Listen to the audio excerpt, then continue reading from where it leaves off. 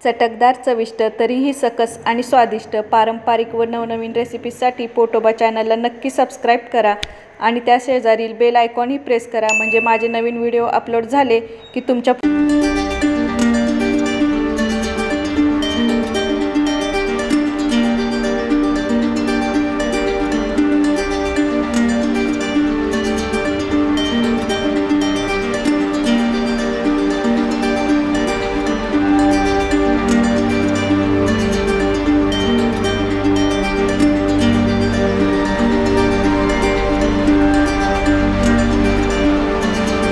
नमस्कार, पोटोबा चॅनलमध्ये तुमच्या सगळ्यांचं स्वागत आहे। आज करणार आहे चुलीवरचा मिठाचा मासा। मिठाचा मासा म्हटलं की मला आमच्या जीजीची खूप आठवण येते। जीजी म्हणजे माझ्या आईची आई। तिच्याकडे आम्ही सुट्टीला आलो की हा मासा खाल्ल्याशिवाय आमची सुट्टी पूर्ण होत नव्हती आणि ती जो मासा करायची त्याची चव आम्ही कधीच विसरणार नाही। हा मिठाचा मासा करण्यासाठी लागेल वाम मासा आणि या वाम माशामध्ये फक्त मध्येच काटा असतो, त्याच्यामुळे अगदी कोणीही हा मासा सहज खाऊ शकतो। अगदी लहानांपासून ते मोठ्यांपर्यंत हा मासा खाण्यासाठी अतिशय उत्तम आहे। चवीला तर एकदम भारी होतो आणि इथे आज मी आणि माझ्या सासूबाई हा मिठाचा मासा करणार आहे। मिठाचा मासा करण्यासाठी लागेल इथे पाऊण किलो मासा आहे आणि हा वाम मासा आहे। उजनी धरणाचा ताजा मासा चांगला मिळालेला आहे आज आणि तो इथे घेतलेला आहे। हा 2 वेळा धुवून त्यातलं पाणी निथळून नंतर तो इथे एका बाउलमध्ये घेतलेला आहे। तर या माशासाठी आपल्याला मसाला लागेल 1.5 टेबलस्पून धने आहेत, 1 टेबलस्पून जिरे, 4 दालचिनीचे तुकडे, अर्धा टीस्पून शहाजिरे, 7 लवंगा, 10 मिरे, 1 लसणाचा गड्डा सोलून घेतलेला आहे आणि या 15 ते 20 लसूण पाकळ्या आहेत। देशी लसूण आहे, अर्धा टोमॅटो, तेल, आल्याचा 1 तुकडा, कोथिंबीर।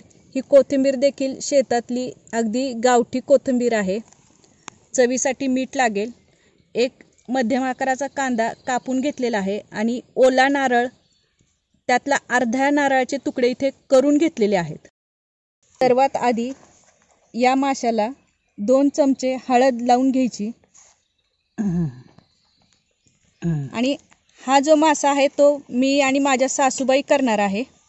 आई, आता याला किती मीठ टाकावं लागेल? हो, चवीनुसार मीठ टाकायचं। हळद 2 चमचे टाकली। हळद आणि मीठ आता माशाला लावून घ्यायची। आता दोन्ही चांगलं मिक्स करून 1 मिनिटभर ठेवायचं त्याला तसंच। काटे असते जरा जपून घ्यायचं।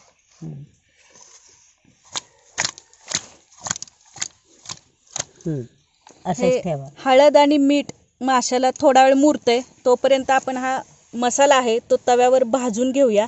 आधी गरम मसाला भाजून घ्यायचा, नंतर जो ओल्या नारळ, कांदा आणि आलं लसूण आहे ते तव्यावरती परतून सगळं नंतर कुटून घ्यायचं आहे। तर चुलीवरती तवा गरम झालेला आहे, त्यामध्ये आता एक एक मसाला टाकून भाजून घ्यायचा।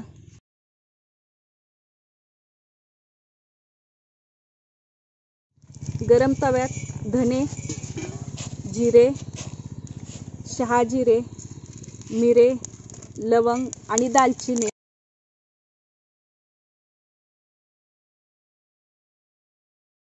हे सगळं थोडंसं भाजून नंतर लगेच डिशमध्ये काढून घ्यायचं।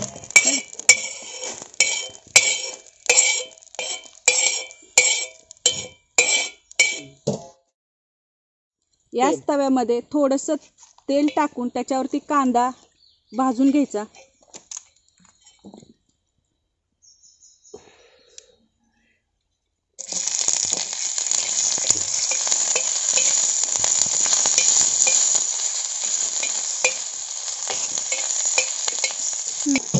आई, आता हा कांदा किती वेळ भाजू दे? एक अजून थोडंसं कलर येऊ दे त्याला। असा बदामी कलर आला की मग काढायचा। काढायचा। कांदा भाजलेला आहे, काढून घेते। का एका बाजूला लावू थोडा वेळ? लाव मग तसं। आता खोबरं त्याच तेलात ओलं खोबरं भाजून घ्यायचं थोडंसं। आई आता हे खोबरं किती वेळ भाजू द्या? जरा खरपूस होतं भाजू दे. ओला असल्यामुळं पाण्याचा अंश जाऊ दे त्याचा चांगला. बरं.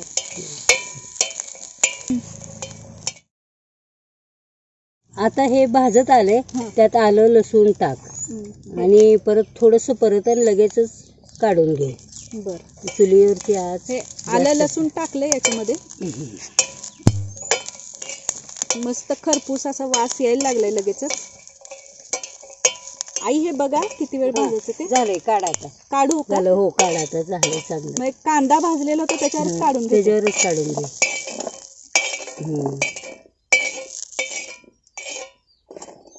भाजायचं झालं सगळं. झालं. आता हे खलबत्त्यात कुटून आता घ्यायचं. कुटून घेऊ खलबत्त्यात. चुलीवरती तव्यात धने, जिरे, लवंग, मिरी, दालचिनी भाजून घेतलेला हा मसाला खलबत्त्यात आधी कुटून घ्यायचा. त्यानंतर कांदा, खोबरं, आलं, लसूण हे कुटायला घ्यायचं. आधी हा मसाला कुटून काढून घ्यायचा. त्यानंतर कांदा, खोबरं, आलं, लसूण, त्यामध्ये कोथिंबीर आणि टोमॅटो हे सगळं एकत्र मिक्स करून खलबत्त्यामध्ये कुटून घ्यायचं. तर आधी मी हा मसाला खलबत्त्यात कुटून घेते.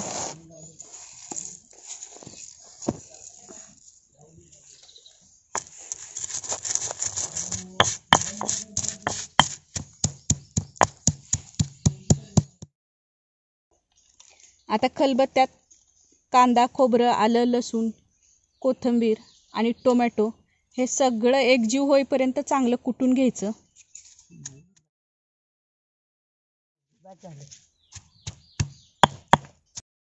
गरम मसाला खलबत्त्यात कुटून तयार आहे. कांदा, खोबरं, आलं, लसूण, कोथिंबीरीचा वाटण देखील खलबत्त्यात कुटून तयार आहे. आणि आपण जे माशाला हळद मीठ लावून ठेवलेलं होतं तो देखील अगदी व्यवस्थित मुरलेला आहे. चुलीवरती कढई गरम करायला ठेवलेली आहे.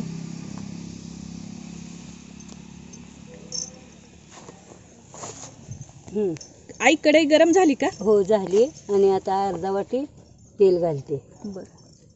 अर्धा वाटी तेल पुरेस आहे? हो पुरेस आहे. आणि त्याला अंगचं तेल पण सुटतं ना, आणि ह्याला तेल थोडंसं जास्ती असलेलं चांगलं. अर्धा वाटी म्हणजे तुम्ही मेजरिंग कपाने अर्धा कप तेल घेऊ शकता.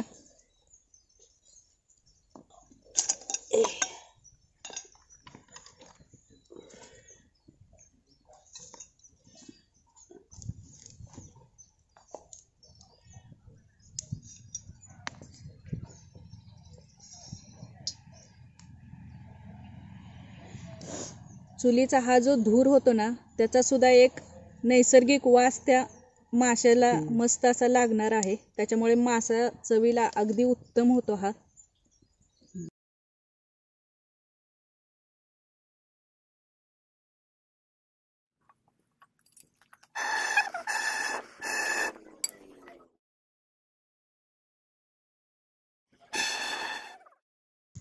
आत्ता गेल्या महिन्यात पाऊसच इथे एवढा झालाय की त्याच्यामुळं जळण सुद्धा अगदी ओलं ओलं झालंय आणि ते सगळं जळण धुपतंय. त्याच्यामुळे धूरच जास्त होतं.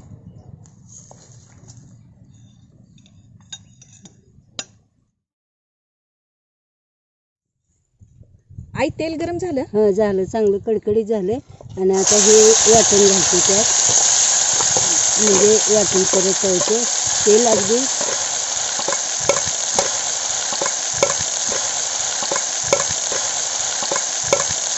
तेल चांगलं गरम झाल्यानंतर त्याच्यात ओला वाटलेला मसाला आहे तो त्याच्यामध्ये आधी मिक्स करायचा.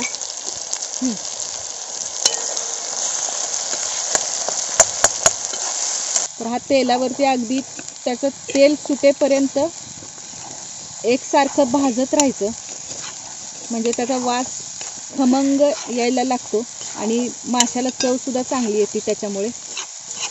आई हा मसाला बघा किती वेळ भाजायचा ते. होत आलाय मसाला. आणि आता आपण माशाचे तुकडे टाकू त्यात. बरं. सारखं परतत राहायचं. कढईला खाली चिकटू द्यायचं नाही. ओलं खोबरं असल्यामुळं ते चिकटलं जाण्याची शक्यता असते. बरं. ओलंच नाही आलं पाहिजे. खाली पडेल. सगळा मसाला त्या माशांच्या सगळ्या पीसला व्यवस्थित लागायला पाहिजे इतपत ते सगळं मिक्स करून घ्यायचं.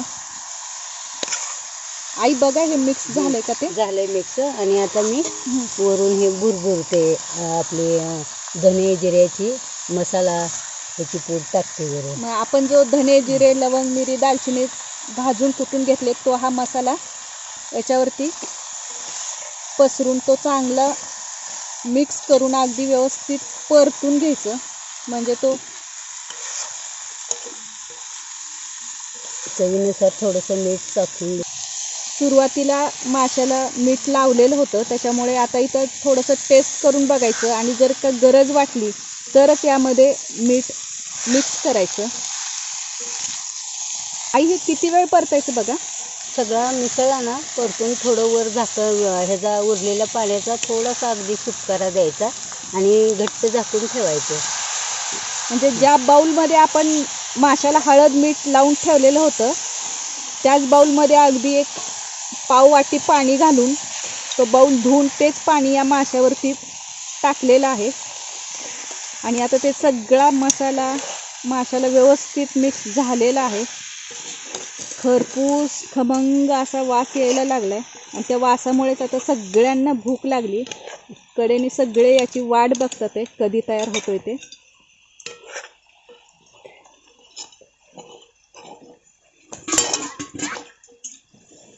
आई बघा हे मिक्स झालं ना? झालं मिक्स. आता घट्ट झाकण ठेवतो केलेला बाउलच वर झाक म्हणजे भरपूर त्याला वाफ जायला जागा मिळते. आणि आता आरावरच शिजू दे. मग आता हे जाळ खूप ढणढण लावायला नको? नाही नाही, आता मंद जो राहिलेला आर आहे त्याच्यावरच शिजू दे ते. मगाशी चांगला जाळ लागलेला होता तर त्याचा चांगला आर चुलीमध्ये पडलेला आहे आणि त्या आरावरतीच अगदी मंद विस्तवावरती हा मासा शिजवून घ्यायचा. आणि हा मासा शिजायला देखील फार वेळ लागत नाही. कोणताही मासा असला तर त्याला शिजायला जास्त वेळ लागत नाही. मासा हा असा प्रकार आहे की तो लगेचच शिजतो. आई आता बराच वेळ झालं 15-1 मिनिटं होत आलेली आहेत तर उघडून बघूया का? हो बघूया ना. आता वाफ पण आला. अरे मस्त झाला अगदी. वास पण खमंग यायला लागलाय ना? हो. आणि हे पाणी त्याच्या अंगचं सुटलंय. आपण वरून अजिबात पाणी घातलेलं नाही, थोडंसं टाकलं. मग आता मस्त झालाय. त्याला तवंग आलाय छानपैकी. आणि आता बस आता उतरूया. हा मासा शिजलाय हे आपल्याला हातापेक्षा हे पळीने सुद्धा कळतंय की हा मासा शिजलाय. व्यवस्थित कट होतोय. मासा चांगला शिजलेला आहे. तेलाचा कट आलेला आहे. मसाल्याचा खमंग खरपूस असा वास येतोय.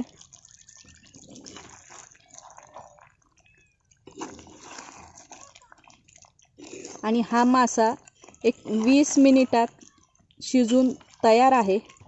आणि हा मासा आता जास्त हलवायचा नाही, नाहीतर मग त्याचा तुकडा पडायला सुरुवात होते.